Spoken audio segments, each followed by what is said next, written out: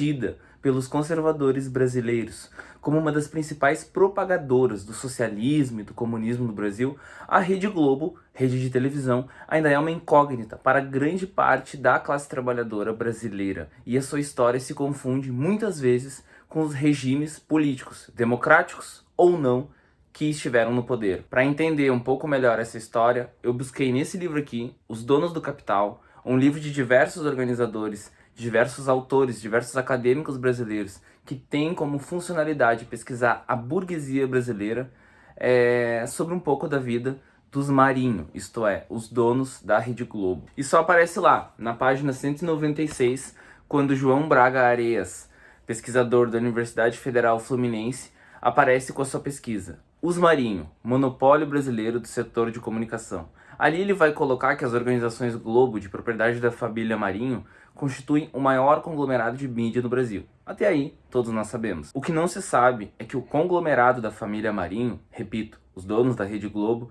já atuou em diversos ramos empresariais, como mineração, construção civil, setor imobiliário, finanças, seguradoras, agropecuária, pesca, hotelaria, entre várias outras coisas como informática e também eletrônica. Nos anos 80, a Rede Globo de televisão era apenas a quarta maior rede do mundo e a maior, obviamente, na produção de programas de TV. Em 2014, ela figurava como a segunda maior rede do planeta em alguns sites da internet. Na década de 80, 75% da audiência nacional era cativa da Rede Globo. Mas a questão continua. A Globo, afinal, ela tem alguma vertente ideológica? Ela é comunista? Ela é capitalista? Ela tem alguma outra forma de entender o mundo? E principalmente, como que ela cresceu tanto? É por esse ponto que a gente vai começar o nosso vídeo de hoje.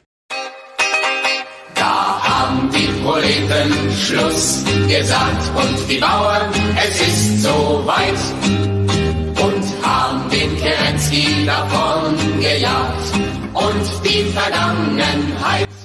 E é no início dos anos 70 que a nossa história começa, pois foi quando as organizações Globo entraram no negócio da filantropia. Em 1977, segundo Areias, foi criada a Fundação Roberto Marinho, a FRM, que apesar de se declarar sem fins lucrativos, alivia o pagamento de impostos por parte do Grupo Globo. Tais ações voltadas para o social revelam diversas associações da Globo com outras empresas ou também entidades patronais, isto é, com uma vertente filantrópica, a Globo aparecia como uma grande forma de concentrar renda e também capital. No entanto, de forma muito curiosa, principalmente talvez para aqueles mais desavisados, é no período da ditadura militar em que a Rede Globo tem o seu crescimento abusivo, exponencial e absurdo. Desde os seus primórdios, nos anos 30, o editorial Globo foi contra qualquer tipo de associação ou qualquer tipo de ligação ao comunismo. Por isso eles foram contra, como Roberto Marinho, em 1935, ao que ficou chamado de intentona comunista do Carlos Prestes, em 1935. No entanto, o Globo foi favorável à Revolução de 1930 e durante a Segunda Guerra Mundial defendeu o rompimento das relações do Brasil com países do eixo e a maior aproximação com os aliados. Ao longo do conflito, eles criaram o Globo Expedicionário, que era destinado aos soldados brasileiros que se encontravam no exterior. É em 1925, no entanto, que foi fundado o jornal O Globo, na cidade do Rio de Janeiro, que então era a capital brasileira. Marinho havia trabalhado em outros periódicos, como Gazeta de Notícias, onde foi repórter e diretor. Ele já tinha dirigido um jornal em 1911, à noite, que foi o principal diretor-redator por 2 décadas. Aqui a gente não pode confundir o Irineu Marinho, que é o pai do Roberto Marinho, com o Roberto Marinho, que é aquele que vai ter a grande sacada de se aliar a governos, fossem eles muito direitosos ou não, e que vai ser o grande líder desse império chamado Globo. É o Roberto Marinho. O Irineu Marinho, ele vai falecer poucos dias após o primeiro lançamento do Globo, e vai ser o filho dele, o Roberto, que vai assumir a direção do jornal cerca de 5 anos depois, em 1931, quando ele então tinha apenas 26 anos de idade. Apesar de ter apoiado a Revolução de 30 do Vargas, o Globo esteve ao lado de quase toda a imprensa nacional e das entidades ligadas ao capital multinacional em oposição a esse mesmo governo. A Rádio e o Jornal do Marinho estiveram à disposição de políticos da União Democrática Nacional, a UDN, em especial o Carlos Lacerda, que é muito famoso nessa história contra o Vargas, para deferirem ataques ao governo. E o jornal, inclusive, curiosamente, fez uma campanha contra a criação da Petrobras, o que, de certa forma, se manteve ali até os anos mais críticos do nosso tempo, né, ali em 2015, 16, 17, onde a Globo continuava fazendo ataques à estatal brasileira, o que levou a Petrobras quase a falir, né, na época da Lava Jato. Mas isso é uma outra história. Então, o Grupo Globo, e quando a gente fala Grupo Globo, a gente está falando grupo porque eram revistas, eram jornais, eram periódicos, e também era rádio, e também vai aparecer o sistema televisivo, que vai se tornar o mais poderoso, porque é aquele que concentra mais capital e é aquele que expande de forma melhor todas as suas ideias. Então o Globo ele vai fazer uma oposição moderada a Juscelino Kubitschek, e mais tarde ele vai apoiar com toda a força a eleição do Jânio Quadros.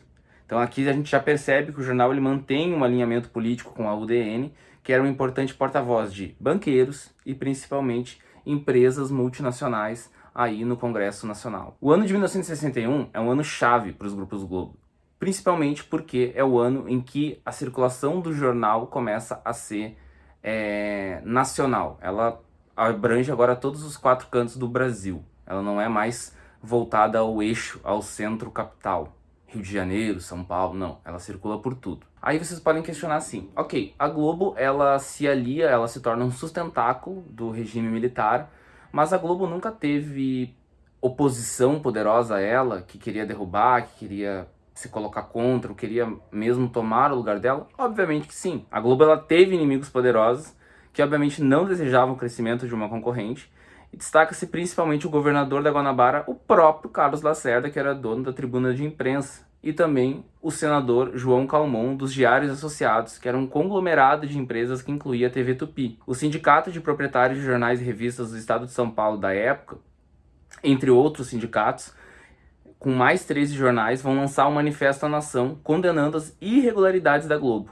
E aí, em março de 1966, vai ser criada uma CPI para investigar as relações da Globo com o grupo Time Life. Só que aí, a gente precisa entender que no momento em que a Globo estava sendo investigada nessa CPI, pelo Conselho Nacional de Telecomunicações, a CONTEL, e pelo Ministério da Justiça, os ministros da área econômica de Castelo Branco, Roberto Campos e Otávio Gouveia de Bulhões, foram à TV Tupi de São Paulo e declararam não haver irregularidades. Estavam então sustentando que a Time Life apenas atuara como financiadora da Globo. Já a Contel deu um parecer favorável à Globo e um prazo para corrigir as suas irregularidades. Ou seja, tudo acabou em pizza e o regime, como via na Globo um porta-voz, entendia que salvar esse seu porta-voz da sua economia, da sua política, era também uma forma de se manter mais forte. O regime pensava assim, certo? E pensava correto. É isso mesmo que aconteceu. Então, a instauração da ditadura militar, a gente tem que entender que, no sentido econômico, no sentido político, social, tem aquela coisa da tortura, da perseguição, da ausência das liberdades democráticas, mas no sentido econômico, ela foi muito importante para a burguesia brasileira, né? E ela durou, principalmente porque a burguesia brasileira acumulou muito capital, né? Não só a brasileira, a burguesia internacional também, mas a brasileira ela acumulou muito capital e por isso que a ditadura militar ela foi importante. Então a instauração dela, ela vai ser num contexto, né, que a gente precisa entender as suas relações econômicas. Então a gente tem que compreender as ligações entre a Globo e essa empresa norte-americana, a Time Life, que era editora de revistas e proprietária de canais de televisão local lá nos Estados Unidos.